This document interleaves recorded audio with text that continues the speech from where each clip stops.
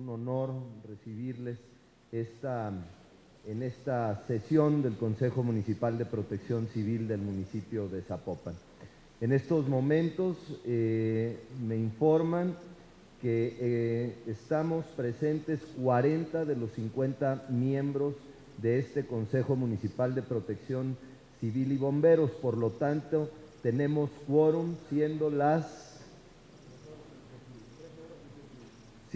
13 horas con 18 minutos, y de esta forma, en este día 2 de agosto del presente año, se declara legalmente el inicio de esta sesión del Consejo Municipal de Protección Civil del municipio de Zapopan, y se consideran, por lo tanto, válidos todos los acuerdos que en ella se tomen en los términos de la normatividad aplicable.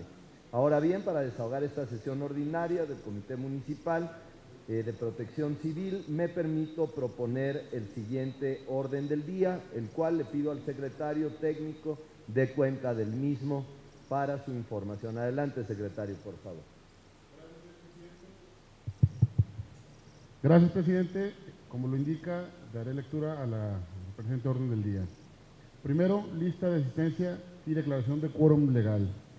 Segundo, palabras de bienvenida e inicio de la sesión por parte del presidente municipal, Jesús Pablo Lemus Navarro. Tercera, propuesta y en su caso aprobación del orden del día.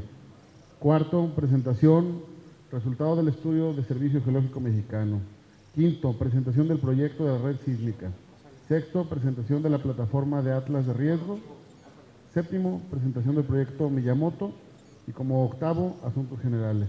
Está a su consideración el orden del día, por lo que en votación económica les pregunto si se aprueba. ¿Hay algún comentario a la propuesta de la orden del día? No existiendo comentarios, procederíamos entonces a la votación. Quienes estén a favor de esta orden del día, les pido manifestarlo levantando su mano. Aprobado por unanimidad. Adelante, señor secretario. Gracias, presidente. Como siguiente punto en la orden del día, habiendo desahogado el primero, segundo, tercero y cuarto, este sería el cuarto punto, se solicita al tercer oficial bombero Ernesto Salgado Quesada para que realice la presentación de los resultados del estudio realizado por el Servicio Geológico Mexicano en la zona de Nextipac. Adelante, oficial.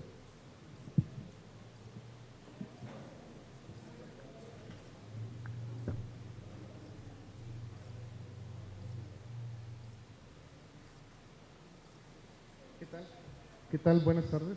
Mi nombre es Ernesto Salgado. Soy miembro de la Coordinación Municipal de Protección Civil y Bomberos. Con su permiso, señor presidente. Con su permiso, señor presidente. El estudio de riesgos geológico, geotécnico y geofísico de la colonia de Los Ángeles de Nextipac, en la colonia San Francisco. Esos son el contenido que se va a revisar dentro del estudio y algunas de las operaciones que se realizaron posterior al evento que se presentó en el 2015. La localización de Los Ángeles de Nextipac se ubica al sur del poblado de Nextipac. Esto considerado una colonia en su mayoría irregular, sobre una superficie de 796.32 metros cuadrados. Bueno, el antecedente. En la colonia Los Ángeles de Nextipac tenemos la presencia de este fenómeno de grietas como un fenómeno ya recurrente, identificado con antecedentes históricos hace 46 años aproximadamente.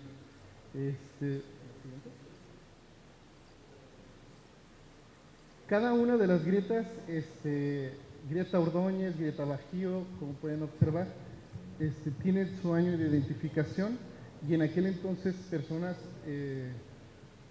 pertenecientes a la localidad le daban el nombre de acuerdo a la persona que lo identificaba. Esto para irlo manifestando.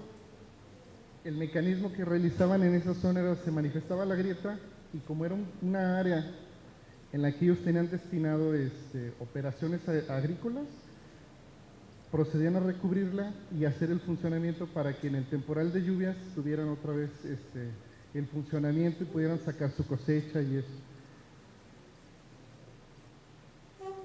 En el 2004 es cuando se manifiesta una de las rupturas más abruptas del terreno, en la que pues, lamentablemente falleció uno de los elementos de la coordinación en aquel entonces. Las líneas rojas es donde se encuentra el sistema de grietas que se identificaron en el 2004. Posteriormente, la siguiente, si gustas. De estos antecedentes se tienen desde el 2012. Información muy histórica, nada que se haya podido plantear y podamos utilizar o para irlo agregando a la identificación de las que se han realizado por parte de la coordinación y el Servicio Geológico Mexicano. Siguiente, por favor. En la colonia Los Ángeles de Nextipac, a partir de una precipitación que se realizó en el 2015, el mes de junio, se realizó la negación o la acumulación de agua sobre la superficie de algunas calles, en las cuales reaccionó el suelo en una ruptura bruta, yéndose el agua, filtrándose al subsuelo. Situación que llamó la atención a los habitantes, haciendo de conocimiento a las autoridades, por lo que recurrimos a la zona. Siguiente, por favor. Todos estos puntos han sido monitoreados desde el 2005, pero esa del 2005 se le dio una continuidad. Se le dio una continuidad en específico porque la sección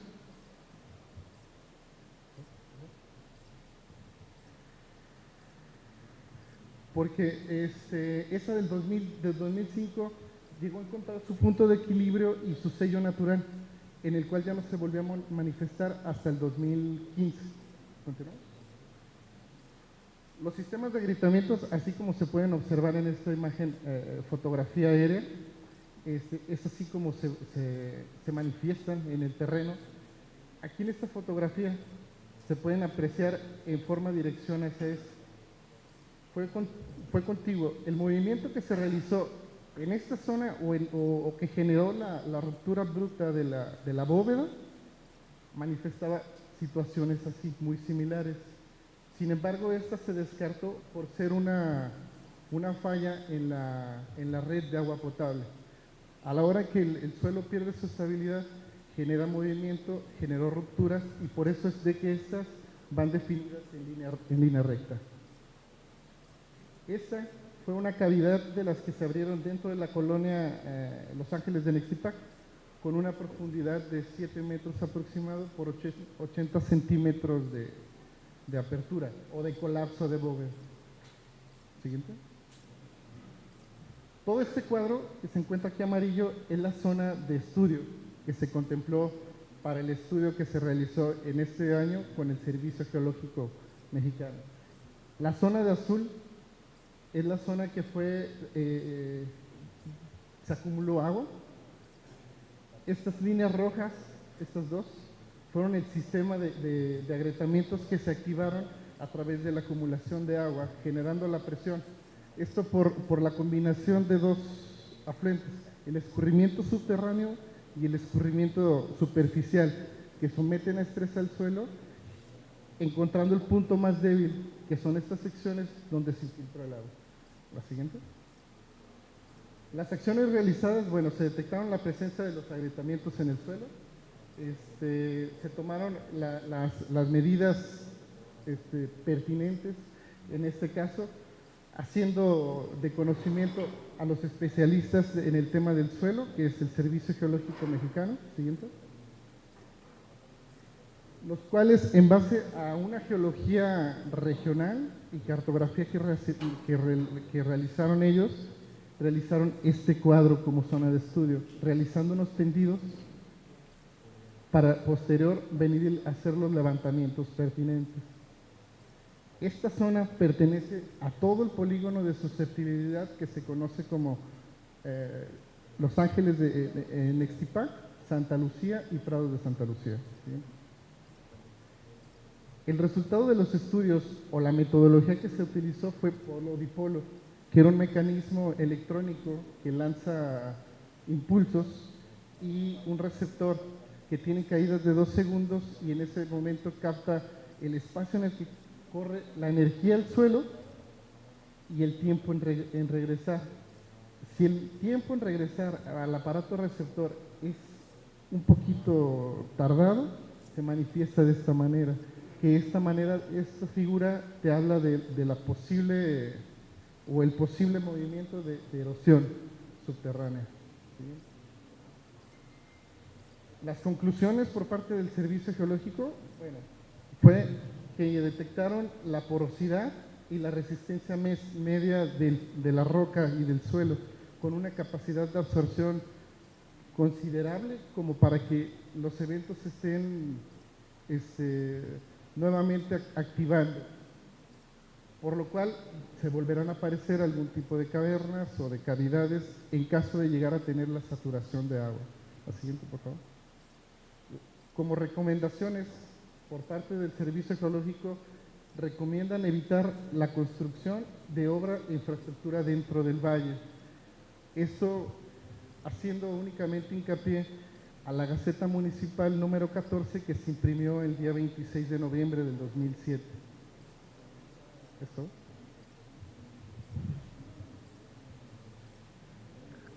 ¿Alguna pregunta?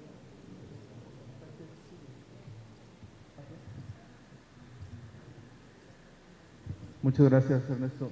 Me gustaría comentar también que si bien es cierto, en el Ángeles de Nextipac lo único que existe en este momento son las grietas que ya se manifestaron, no hay nuevas cuevas o nuevas galerías en esa zona. Eso se pudo determinar con el último estudio que se hizo dipolo-dipolo, que permite hacer un sondeo en el suelo y determinar cuál es su condición. El punto es que existe la posibilidad de que en un futuro esta situación se pueda presentar. ¿Qué lo va a detonar? El manejo de las aguas superficiales o la permeabilidad que tengamos en esta zona. Una de las propuestas que nos hace es permeabilizar la zona de Ángeles de Nextipac para garantizar la estabilidad del suelo y un manejo adecuado de aguas superficiales en la zona. Básicamente son esos dos aspectos en este punto que no existen grietas, pero es una zona potencial de desarrollo y se tienen que ampliar estos estudios a las nuevas zonas de desarrollo para poder generar obras de prevención o de mitigación, en su caso, en los lugares que se pretendan desarrollar. En algunos va a ser fácil, pero en algunos técnicamente va a ser muy complicado y económicamente no va a ser viable que se pueda obtener su desarrollo.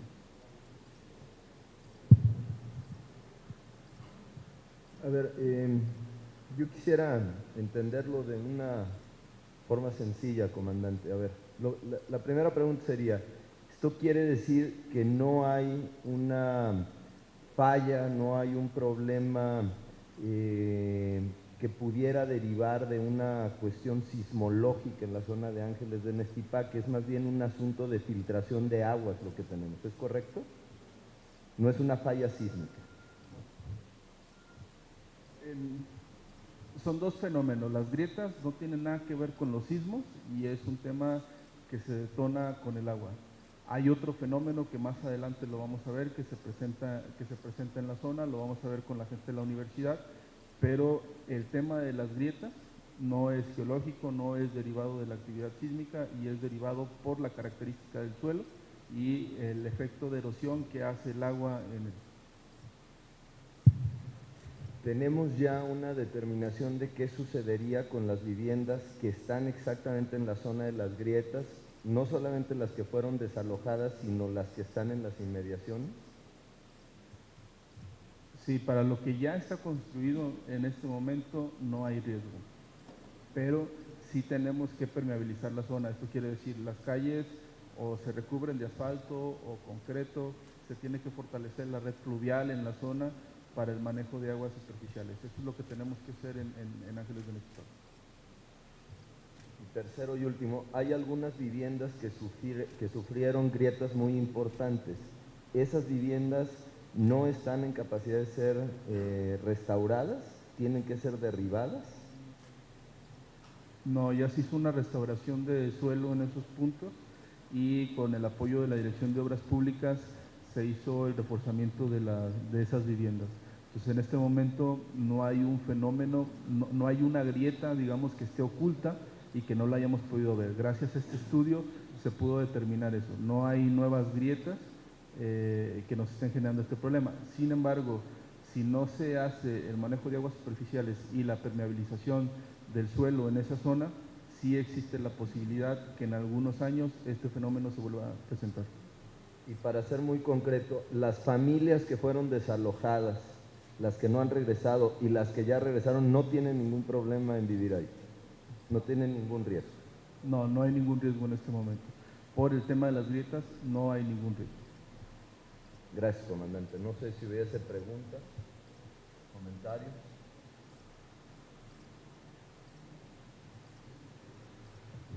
Gracias, Salgado. Muchas gracias, comandante. Gracias, oficial. A la orden, gracias. Para dar continuidad con el quinto punto establecido en el orden del día, se realizará la presentación del proyecto de la red sísmica a cargo del doctor Francisco Javier Núñez Cornú, director del Centro de Sismología y Vulcanología de Occidente de la Universidad de Guadalajara. Adelante, doctor. Bueno, antes que nada, muchas gracias por haberme invitado. Este proyecto nace realmente por la preocupación que tuvo el comandante Sergio, con el cual ya había colaborado yo antes, después de los enjambres sísmicos de diciembre del 2015 y mayo del 2016. Nos llamó, nos reunimos y vimos la posibilidad, bueno, se hizo, al final, de establecer un convenio para empezar a hacer estudios de sismicidad locales aquí en Zapopan, ver hasta dónde llega, que antes nunca se habían hecho. Entonces, en base a ese convenio, nosotros le dimos prioridad a estudiar los datos que teníamos de mayo. En el convenio, cuando se firmó, se planteaba la posibilidad de instalar 6 estaciones sísmicas en la región. Eran 3 estaciones y 3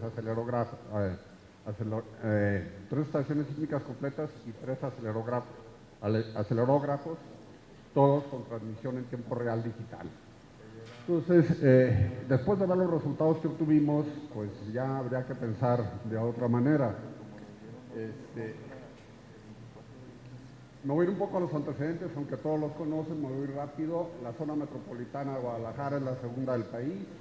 En la zona metropolitana también tenemos la caldera de la Primavera, que es una estructura volcánica muy grande, muy importante, independientemente de los estudios geotérmicos que se hacen ahí. Y aquí en la región tenemos, en todo Jalisco, tenemos al menos 23 terremotos con magnitud mayor a 7 en los últimos 450 años. Y no solo eso, sino también hemos tenido enjambres sísmicos. Afortunadamente, cuando ocurre el enjambre sísmico de mayo del 2016, la red sísmica que maneja la Universidad de Guadalajara, que es un proyecto de investigación y como tal no tenemos ningún patrocinio oficial ni de gobiernos del estado, ni federales, ni municipales. Todos los recursos salen de los proyectos de investigación de los investigadores. No han querido darnos dinero ni los fondos federales ni los estatales, pero la red sigue funcionando. Entonces, nosotros detectamos el temblor en esta localización y luego seguimos detectando más eventos. Aquí muestro rápidamente lo que es la geología y los rasgos principales estructurales de la región. Esto sería la caldera de la Primavera, aquí está Zapopan, Tezistán y todos los demás pueblos que ya conocen. Entonces, los enjambres sísmicos están reportados desde 1685, 1687 y se dan frecuentemente. Hay que considerar que en los últimos 3 años tuvimos 2 enjambres sísmicos. ¿Qué tan peligrosos son? Pues es lo que queremos nosotros conocer, porque independientemente de los grandes terremotos que ha habido, también tenemos estos enjambres que aparentemente no son muy periódicos, pero sí son continuos. Y tenemos que saber qué daño pueden causar en las estructuras que ahora existen. Porque antes no existía nada que se cayera, entonces pues no teníamos ningún problema, pero ahora sí puede haber cosas que se caigan. La red sísmica de la Universidad de Guadalajara se compone actualmente, bueno, ya tenemos algunas estaciones más, de todas las estaciones, actualmente son 25 estaciones. Lo importante es que para el 25 de mayo estaban funcionando todas, afortunadamente todavía habíamos superado la temporada de lluvias y teníamos 5 estaciones a menos de 100 kilómetros del epicentro del temblor, a diferencia del del Servicio Sismológico que nomás tenía una y todas las demás las tiene casi a 200 kilómetros de distancia. Esto nos permitió hacer un análisis más preciso. Entonces, las estaciones de la red sísmica normalmente tienen un registrador Quanterra de 6 canales, que son los mejores que hay en el mercado, tienen un acelerómetro triaxial y un sensor sísmico de 3 componentes, es decir, están capacitadas para medir temblores pequeños, temblores fuertes, tenemos todos los datos. Y tenemos un sistema inteligente para la localización que realiza el almacenamiento, la organización de datos y nos da localizaciones preliminares pues apenas unos segundos después de que ocurre el temblor. El sistema, después del temblor, nos arrojó estas localizaciones en los primeros 31 sismos. Estas son localizaciones automáticas que da el sistema, que tienen que ser revisadas por un sismólogo, checar y dar los demás datos. Ya inicialmente estábamos viendo que aquí los sismos estaban alineados en una dirección noreste-suroeste, noreste-suroeste y que están casi en el límite de la zona urbana de Zapopan. Entonces, al firmar el convenio, nosotros dijimos, no, pues en lo que llega el dinero, de todas maneras hay que avanzar en estos estudios. Y bueno, esto nomás quiero mostrarles cómo registró la estación que está en la primavera, el temblor principal y las otras réplicas que fueron sucediendo. Entonces, cuando relocalizamos los temblores, pues las cosas se pusieron bonitas desde el punto de vista de los sismólogos, pero interesantes desde el punto de vista tectónico y preocupantes para Protección Civil y para los ingenieros. Entonces, nosotros, hubo 39 temblores, obviamente algunos de esos temblores no estaban en la región, pero ya vimos aquí 2 alineamientos, que aparentemente son continuidad del Graben de Colima, pero aquí tenemos 2 alineamientos de temblores, uno que parte de la primavera y otro que está casi en la orilla de la zona urbana de Zapopan. Lo seguimos trabajando, hicimos los mecanismos de falla, que si hay algún ingeniero aquí, los mecanismos focales, lo que hacemos con estos mecanismos focales es ver de qué tipo es la falla que provoca el temblor. Entonces, todo este tipo de fallas, casi todos fueron de falla normal y de falla inversa. ¿Qué es una falla normal? Es una falla, es una falla que se desliza arriba y para abajo, ¿sí? Es una falla normal, la inversa es al revés, ¿sí? Entonces, los mecanismos de esta falla están alineados tienen la misma dirección que tienen los alineamientos de los epicentros. Entonces, aquí estamos viendo lo que ahorita vamos a ver, que aquí es donde termina la zona urbana y acá tenemos la primavera. Entonces, esto nos sugiere la existencia de un graben en esa zona. ¿Sí? Aquí he marcado otra vez estos alineamientos junto con los temblores. No para todos los temblores se pudo hacer el mecanismo de falla. Aquí está el municipio de Zapopan. Esta es la zona de Cerritos Colorados, donde está la planta geotérmica, que no tiene nada que ver en esto, al menos en este momento. Y esta es la distribución. Entonces, esto nos sugiere que aquí en medio hay un graben. ¿Sí? Entonces, la parte central de la falla oriental no se ve claramente los rasgos estructurales, y esto es porque mucho de esto ya está relleno. ¿Sí? Entonces, si había ahí alguna estructura, algún río, algún canal que nos dijeran que ahí había alguna falla, ya fue tapado, no se ven en superficie. La longitud de la falla oriental es de aproximadamente 16 kilómetros y de la falla occidental es de 28 kilómetros, según medimos con los temblores aquí y aquí. Si nos vamos a las relaciones sísmicas que hay, esto nos podría generar un temblor máximo local, por un lado de magnitud 6.2 y otro del 6.5. Estas fallas sugieren la existencia de un grave que se conoce, seguimos trabajando, que sería el grave de Zapopan. Entonces, esto es lo que nosotros, el resultado que tenemos nosotros en este momento. ¿Qué tan grave es? Depende de cómo construyamos, ¿sí? O sea, un temblor de 6 en la costa de México lo aguantan todas las construcciones, porque ya han sido construidas para que resistan un temblor de magnitud 6. Lo que tenemos que saber aquí, que es por el cual el gobierno de Jalisco nos dio, y ese es el objetivo principal, es que nosotros les tenemos que entregar esta información para que los colegios de ingenieros, los ingenieros redacten los códigos que requieran para que las construcciones sean sismorresistentes. Pero se necesita la información, que es en lo que estamos trabajando. ¿Cuál es el siguiente paso? Bueno, esto es nomás para agradecerles. La situación es esta. Esto es lo que tenemos. Con el convenio actual que tenemos, en cuanto nos den el dinero, que todavía no nos llega, aunque es un tema de ello que no me gusta tratar, es importante, la idea es instalar estas 3 estaciones sísmicas completas y poner 3 acelerógrafos o acelerómetros, pues, en la zona urbana, porque es lo que necesitamos, sobre todo la información que van a necesitar los ingenieros. Eso es lo que habíamos planteado. Pero a la luz de estos resultados, yo sugeriría poner más equipos, otros 2 acelerómetros, otra estación sísmica, y si nos queremos ver de muy primer mundo, poner unos GPS, 3 GPS al menos, uno aquí y otro acá, para ver si de veras se están moviendo los bloques, qué tipo de movimiento tienen, si se está levantando, se está hundiendo, si hay movimientos laterales. Las ciudades del primer mundo en California las tienen, nosotros, pues bueno, ahí es cuánto dinero queremos gastar en nuestra seguridad. Por lo pronto, si recibimos el dinero, yo creo que para fin de año podríamos tener ya instaladas estas estaciones. Ya hemos avanzado en cuanto a las casetas, las localizaciones. Ya hablé con el comandante para poner un centro aquí en Zapopan. Vamos a entrenar algunos de los elementos para que estén al pendiente de guardia a las 24 horas, porque allá en Vallarta no tenemos guardias de 24 horas, por aquí sí las pueden tener con los elementos de protección civil.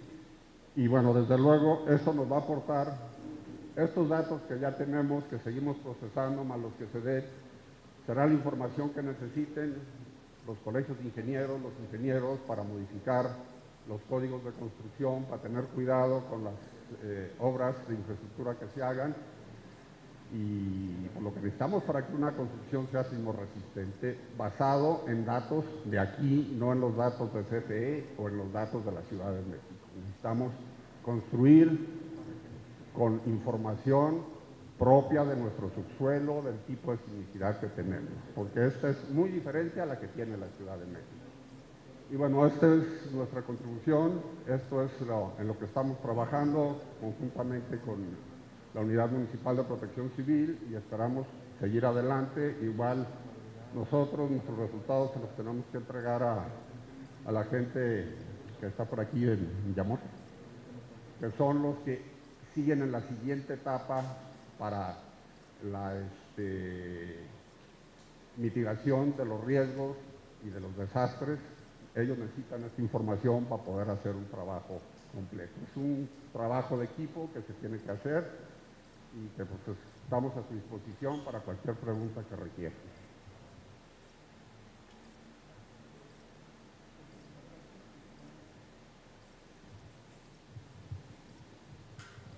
Muchas gracias. Nomás, la parte que tiene que ver con la orilla queda claro que una parte está pegada al bosque, muy cerquita de la planta geotérmica. Ah, sí, sí. Y la parte que está más cerca de la zona poblacional, ¿qué poblados son? ¿Qué localidades son? ¿Dónde? La parte que está pegada ya a lo que es la mancha urbana, hay una parte de orilla que agarra. ¿Qué localidades son? No, pues, las conocen ustedes mejor que yo. No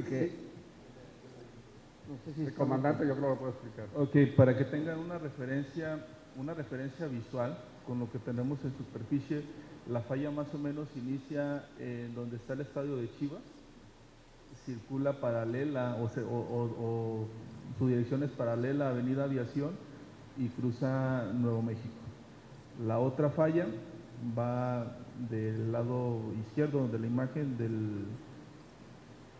De por acá. Sí, así es. Sí. Esta falla sale más o menos por Venta del Astillero, se va paralelo a carretera Nestipac. Cuando el Servicio Geológico hizo el estudio en Ángeles de Nestipac, que está más o menos en esta zona, ellos encontraban que había un comportamiento diferente en esta zona de las grietas y lo que había en superficie era la carretera, entonces no se podía determinar con la información que ellos tenían si era la carretera esa barrera artificial que modificaba el comportamiento de las grietas. Las grietas más fuertes y más profundas, perdón, están en esta zona, que es donde falleció el oficial de Protección Civil. Y en esta zona están a una profundidad mucho menor. Entonces, no es la carretera, es esta falla. Pasa por Santa Lucía y Tezistán.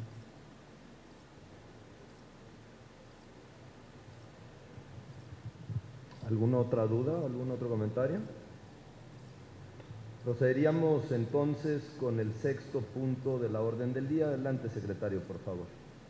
Como lo indica, presidente, para dar continuidad al sexto punto de la orden del día, se realizará la presentación de la plataforma del Atlas de Riesgos elaborados en esta coordinación. La presentación estará a cargo del licenciado Mario Alberto Espinosa Ceballos, oficial de inteligencia de la Coordinación Municipal de Protección Civil y Bomberos de Zapopan. Adelante, licenciado.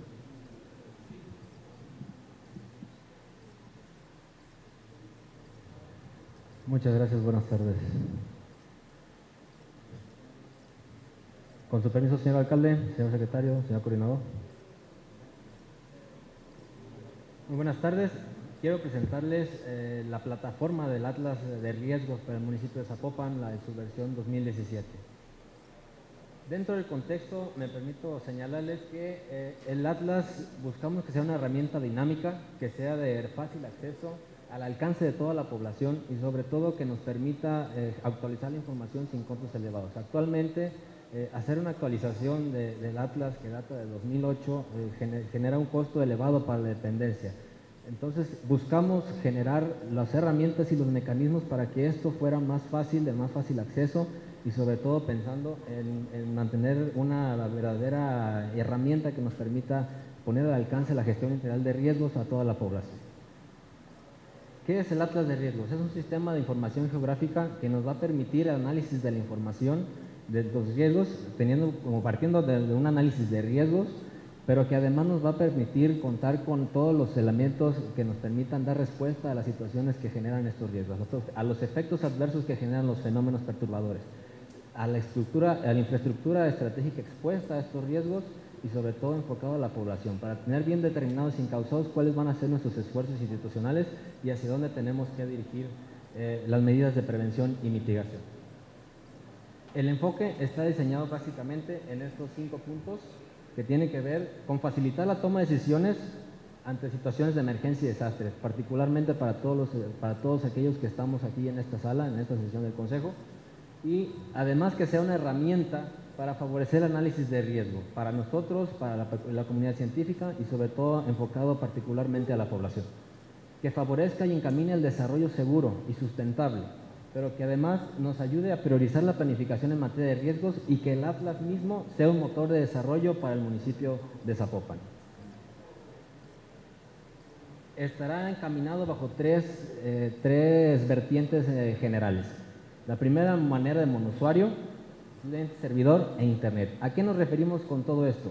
Básicamente, que en la modalidad de internet va a estar sujeto a consulta de la población en general, en el que se podrá acceder a través de varios usuarios particularmente enfocado hacia el tema de la consulta. Esto es una consulta en línea gratuita a través de los portales oficiales. Modalidad cliente servidor. en donde se establezca una red local y que pueda o no utilizar Internet. No va a ser necesario en este módulo contar con Internet para la explotación de los datos, sino que con el simple hecho de descargar la base de datos y transportarla dentro de nuestras unidades, de nuestras laptops, nuestras máquinas, vamos a tener la posibilidad de compartir la información en el momento en que ocurra alguna incidencia, donde la fase de intervención del Centro de Operaciones de Emergencia demande recursos y necesidades que no puedan ser soportadas por la propia coordinación municipal y requieran intervención de demás dependencias del gobierno municipal. Y la modalidad monusuario, donde no sea necesaria la intervención directa de más dependencias, pero que dentro de la situación de emergencia nos encontremos sobre todo en zonas de difícil acceso, donde las telecomunicaciones habituales no son posibles o no llegan o no funcionan con la eficacia en la que funcionan en el área urbana, ¿no? La estructura va a estar basada en una accesibilidad en cuatro niveles de usuario. El superusuario, que tiene que ver aquel que va a administrar a todo el sistema. El usuario de staff, el que va a tener la posibilidad de además abonar la información a nuestro sistema previa corroboración y previo análisis conjunto con nuestro personal. El operario, aquel que va a poder descargar bases de datos que pueden ser exportables hacia la cuestión relacionada a los análisis de un poquito que se tienen que manejar con mayor sensibilidad. Y por último, la población, aquella que puede vigilar y que va a satisfacer la demanda de la población por conocer tanto los riesgos de su localidad, así como los recursos donde viven. Todo este sistema está enfocado básicamente hacia tres poblaciones objetivo. Una, hacia la población científica, porque nos interesa básicamente que los científicos también tengan la posibilidad de aportar sus conocimientos, de debatir nuestras ideas, de que también exista una plataforma en la que podamos compartir información, corroborar los sistemas y también adoptar otros enfoques de la gestión integral de riesgo. Hacia la cuestión de tomadores de decisiones para que este sistema nos permita tomar la decisión en tiempo real y estar retroalimentando inmediatamente al sistema con las situaciones que están sucediendo en el momento. Y sobre todo para la población, en el entendido de que como somos un gobierno cercano a la gente, tenemos que contar con herramientas que permitan llegar también al resto de la población, a satisfacer la demanda que hay de la necesidad de la población de conocer dónde vive, qué hay en su entorno y sobre todo con qué recursos cuenta el municipio al que le está salvaguardando la vida, ¿no? Confiando la seguridad. Dentro de la estructura vamos a encontrar tres divisiones principales, lo que tiene que ver con agentes perturbadores, agentes reguladores y agentes afectables, como les comenté hace un momento. En estos podemos encontrar, en ejemplo no limitativo, fallas geográficas, zonas de inundación, zonas de incendio, laderas inestables. Es decir, todos aquellos agentes perturbadores que nos pueden generar algún efecto adverso. En el tema de agentes afectables van a ser todas aquellas infraestructuras que están susceptibles de afectarse derivado de los efectos adversos de los fenómenos perturbadores, que tiene que ver con sistemas de salud, vivienda, líneas de agua potable, líneas de suministro eléctrico, sistema de transporte, sistema de comunicaciones. Y sobre todo los agentes reguladores, que esto es algo que tenemos la instrucción de darle mayor peso, es decir, que la gente sepa qué elementos cuenta, tanto estructurales como de gobierno, y además como legales, que puedan permitir a la gente hacer frente tanto a las situaciones desde la medida de prevención como en la respuesta a las emergencias y desastres. En este punto en particular quiero destacar que es donde se va a colgar el tema de las guías técnicas y todos los reglamentos de gestión integral, el reglamento de gestión integral de riesgo del municipio y todos aquellos que tienen que ver o están directamente relacionados con esta materia. ¿Cómo nosotros percibimos? ¿Qué queremos para el Atlas? ¿Cómo queremos que funcione? La visión que tenemos es que sea una interfaz que pueda comunicarse con otras interfaces existentes, ya sea el Atlas Nacional de Riesgo, ya sea el Atlas del Gobierno del Estado, ya sea los sistemas de información geográfica disponibles, incluso con software que también estamos desarrollando dentro de la misma dependencia. Incorporar equipos tecnológicos para la medición de los fenómenos. En este caso, incorporar la información en tiempo real que nos brinde la red de estaciones meteorológicas que se plantea construir para contar en tiempo real las condiciones climáticas que prevalecen en el municipio. Sobre todo acotando que en nuestro municipio es particularmente, la generación de tormentas es particularmente violenta, nos deja mucha carga de agua en poco tiempo, entonces es importante que tengamos esa información lo más fresca posible. Sumar el componente científico a los temas de actualización de las capas de manera permanente, georreferenciar las comunidades de la comunidad y sobre todo dar certeza a la población en temas de riesgo. Y sobre todo, y lo más importante para nosotros, para la institución, para la Coordinación Municipal de Protección Civil, que el Atlas esté al alcance de cada zapopano. Muchas gracias, es cuanto.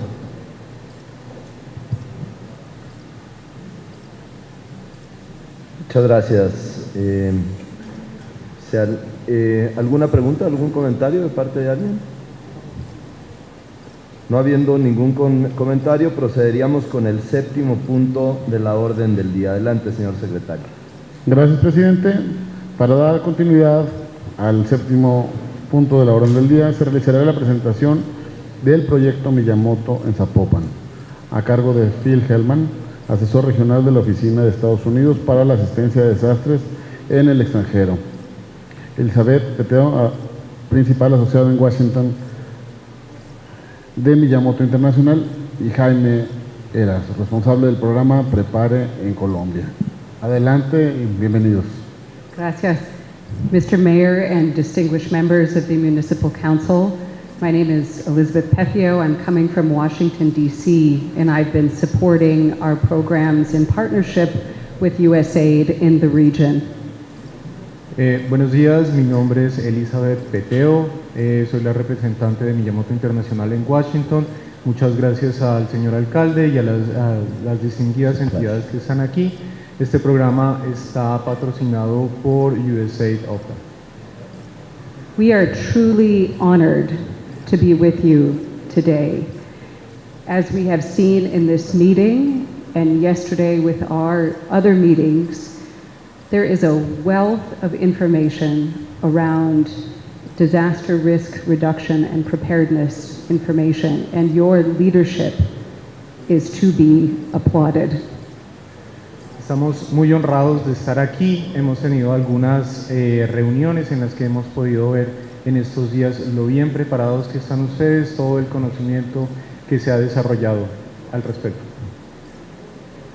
Throughout the region, we have been advancing work that is focused on turning data into decision making.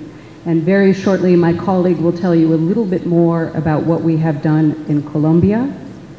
Our intention is to work closely with you to adapt this program to make sure that it meets your needs.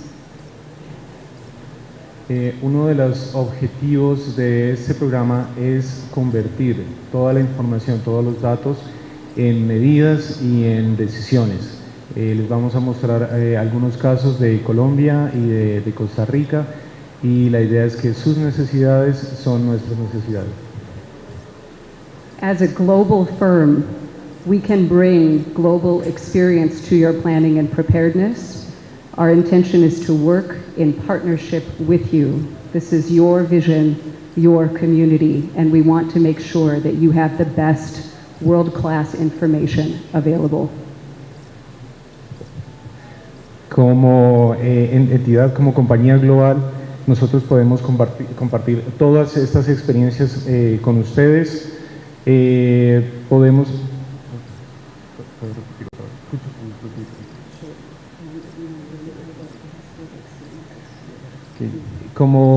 también como compañía global, nosotros podemos traer toda la experiencia y compartir con ustedes este conocimiento, estas metodologías de primera clase con ustedes.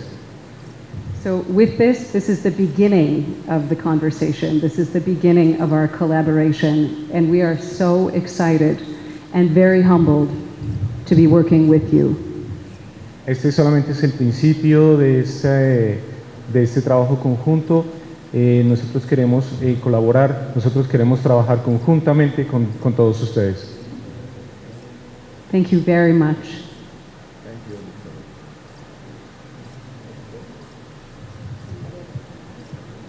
Bueno, muchas gracias otra vez. Yo quiero agradecer nuevamente al licenciado Lemus y a todas las entidades que están presentes en este día y darnos realmente esta buena oportunidad para compartir ustedes lo que queremos hacer conjuntamente con todas las entidades del municipio. Bueno, en primer lugar, este programa está denominado programa Prepare, que significa preparación de entidades, de personal de rescate y de emergencia para mejorar su respuesta ante eventos sísmicos. Tenemos ya desarrollados 2 casos en Latinoamérica, en la ciudad de Pasto, en Colombia, y en la ciudad de San José, en Costa Rica. ¿Cuál es la idea, cuál es el objetivo principal de este programa? En primer lugar, es brindar a las instituciones de atención de emergencia y aquellas entidades relacionadas de alguna forma con la gestión de desastres, tanto a nivel nacional como a nivel local, una imagen más clara de todos los daños, los efectos probables que podría generar la ocurrencia de un sismo. Esto con el fin de mejorar los protocolos, los procedimientos de respuesta de emergencia o crear aquellos que se necesiten con el fin de reducir las víctimas, los impactos negativos, tanto a nivel social como a nivel económico. Entonces, ¿por qué y dónde se ha hecho este programa y dónde nosotros queremos implementarlo? En primer lugar, tanto la ciudad de Pasto como la ciudad de San José en Costa Rica comparten con esta ciudad, con Guadalajara, una amenaza sísmica alta. Ya vimos las presentaciones precedentes, estos temas relacionados. Otro aspecto clave es la vulnerabilidad de sus edificaciones. La vulnerabilidad es bastante alta. Una población alta, una densidad creciente, una amplia trayectoria y avances significativos en estos temas de gestión de riesgo, pero también un aspecto muy importante, que existe la voluntad política. Estas son algunas de las entidades con las que hemos trabajado, de las primeras entidades con las que hemos trabajado en estos municipios. Aquí están bomberos, universidades, las alcaldías, las direcciones de gestión de riesgo de desastres de cada una de estas instituciones, ministerios de vivienda en San José, la municipalidad, los colegios de ingenieros y muchísimas otras entidades que no me alcanzarían para poner aquí. Entonces, el primer paso que nosotros desarrollamos para conocer esto, para desarrollar esto, es la estimación del riesgo sísmico. Entonces, nosotros proponemos primero un escenario sísmico. Un sismo puede suceder durante el día o durante la noche. Más adelante les voy a mostrar por qué es importante tener en cuenta estos 2 escenarios. Tenemos también unas entradas, unos inputs. Primero es la amenaza sísmica. Ya el doctor Núñez nos mostró la importancia de esto y toda esta información de las entidades que generan el conocimiento va a ser la entrada en este punto. Tenemos también que desarrollar un inventario, tenemos que conocer cómo está distribuida las tipologías de construcción en la ciudad. El norte de la ciudad va a tener unas características muy diferentes del sur de la ciudad, el número de habitantes, y esto tenemos que estudiarlo para saber que este movimiento sísmico, cómo me va a afectar a cada una de estas tipologías. ¿Cierto? Un edificio construido recientemente seguramente se va a comportar de una forma diferente a una edificación construida con una calidad diferente de hace muchos años anterior. Toda esta información vamos a introducirla en nuestro programa de cálculo, lo tenemos que analizar y las salidas, los resultados, los vamos a distribuir, los vamos a especializar en mapas y básicamente van a corresponder a los daños en las edificaciones, el número de muertes y heridos generados por ese evento sísmico y el volumen de escombros. Este es un tema súper importante que por la experiencia que tiene USAID OFDA a nivel mundial y la compañía Miyamoto Internacional, ha visto que las municipalidades, las alcaldías, las poblaciones no están preparadas para esto.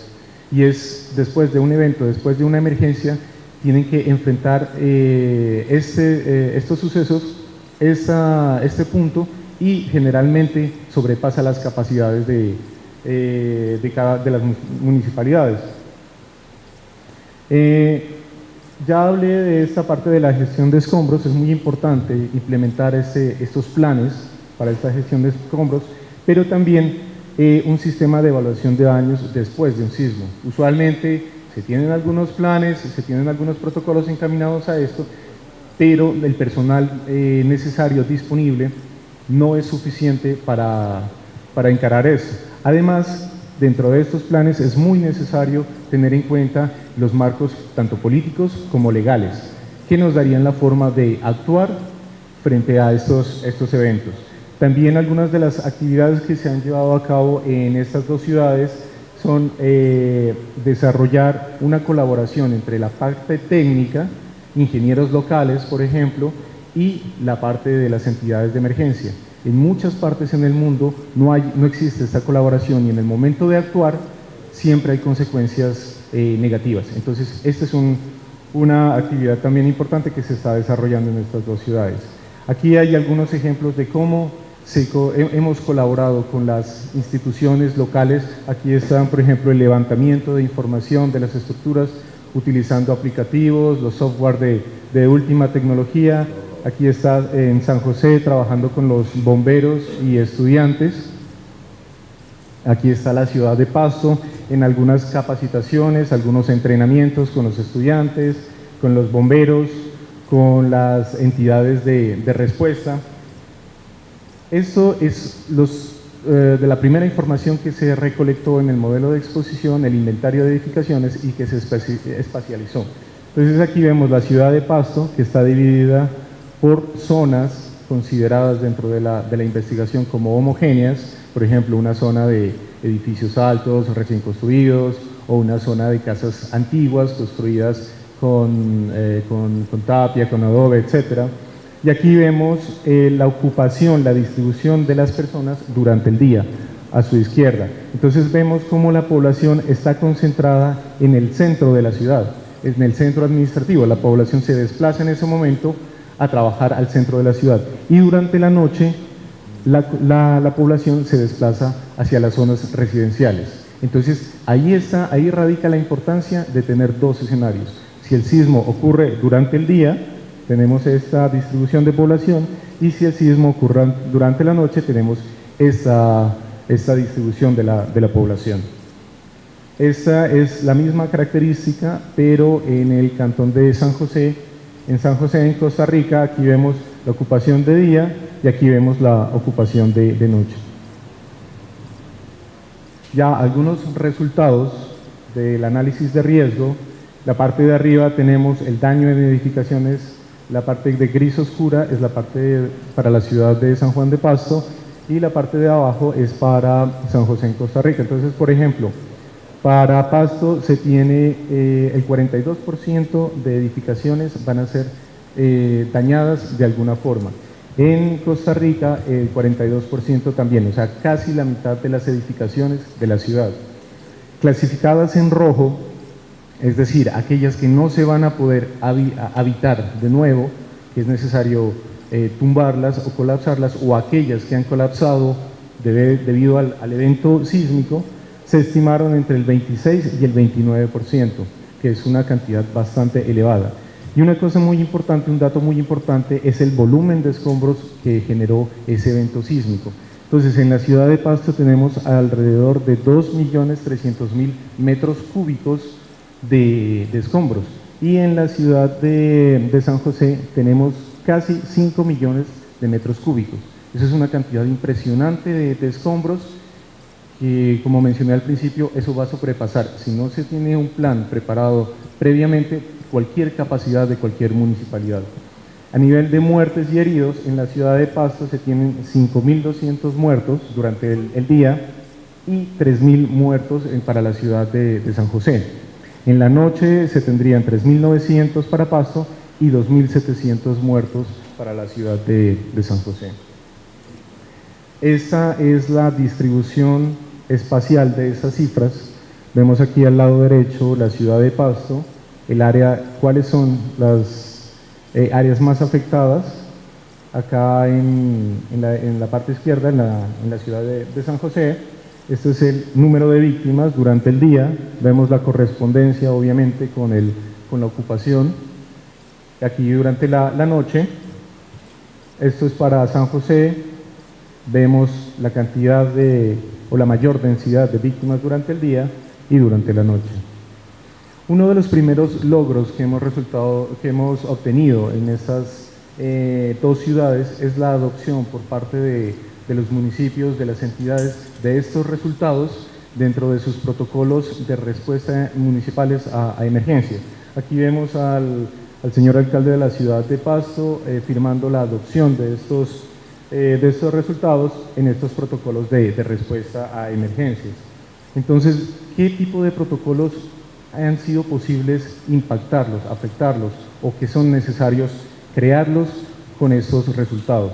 Entonces, aquí vemos algo que ya nos mencionó Elizabeth, que estamos convirtiendo los datos, la información de los estudios, que no se queden en estudios técnicos, sino que los estamos convirtiendo en tomas de decisiones y en actuaciones. Entonces hemos logrado impactar protocolos de salvamento, de búsqueda y rescate en estructuras colapsadas, en la parte de salud, del tema de salud, en atención de salud y también en el manejo de cadáveres con las instituciones relacionadas. La parte de hábitat y sustento, por ejemplo, los alojamientos temporales. Estos datos les dan a estas entidades un dato más concreto, más preciso de cómo tienen que estar preparados cuando sucedan estos sismos, y también en la evaluación de daños y análisis de necesidades. La parte de remoción de escombros, obviamente, y la parte de movilidad, porque vamos a saber qué vías, por ejemplo, podrían estar más colapsadas, entonces los organismos tanto de emergencias como de gestión de riesgos pueden estar preparados tanto para evacuar estas vías, limpiar estas vías o tomar vías alternas para atender sitios críticos, lugares críticos. Entonces, como les mencioné, la adopción e incorporación en los planes y protocolos de respuesta y planeación de la ciudad ha sido uno de nuestros logros hasta ahora. ¿Por qué? Porque lo hemos hecho antes del próximo desastre. Tanto la filosofía de trabajar nosotros conjuntamente con cada una de las instituciones y no solamente decirles aquí está un estudio, adóptenlo o no lo adopten, sino trabajar conjuntamente analizando necesidades, observaciones, comentarios.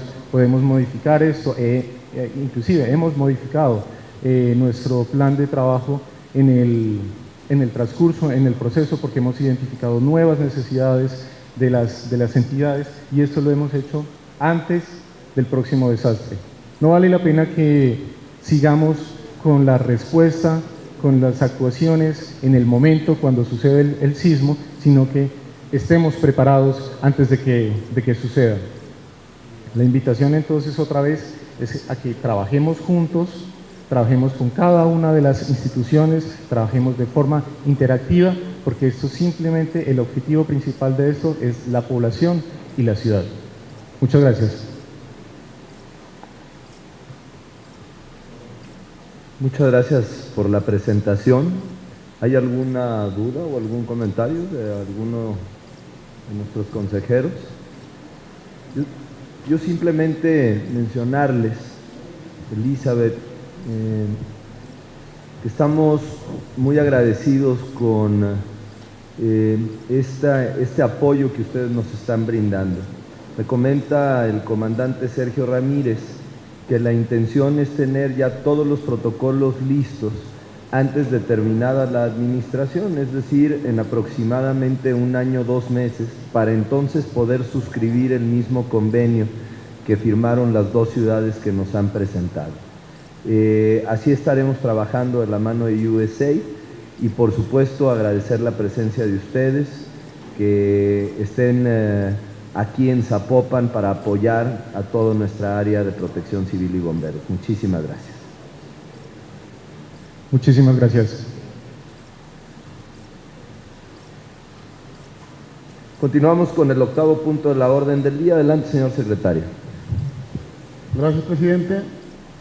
Como siguiente punto en la orden del día, se analizarán diversos puntos varios por si hay alguna manifestación o algún contenido que alguien desee agregar.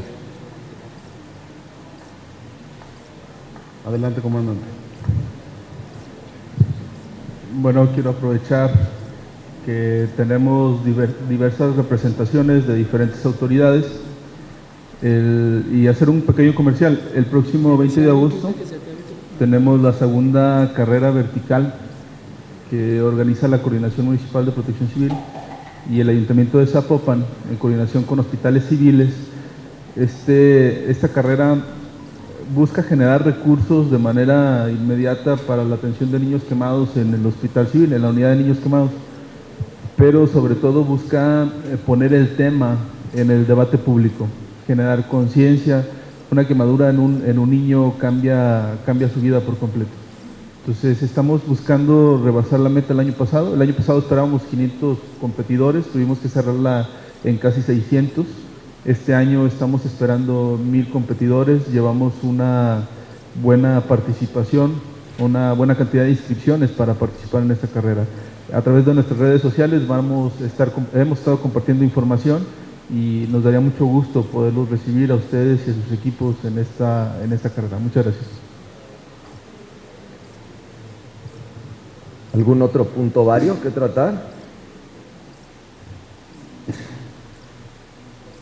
No habiendo más puntos varios, una vez agotada esta orden del día y siendo las 14 horas con 18 minutos de este miércoles 2 de agosto del 2017, se declaran concluidos los trabajos de esta sesión ordinaria del Consejo Municipal de Protección Civil del municipio de Zapopan, agradeciendo la presencia de todas y de todos ustedes. Muchísimas gracias y buena tarde y buen provecho.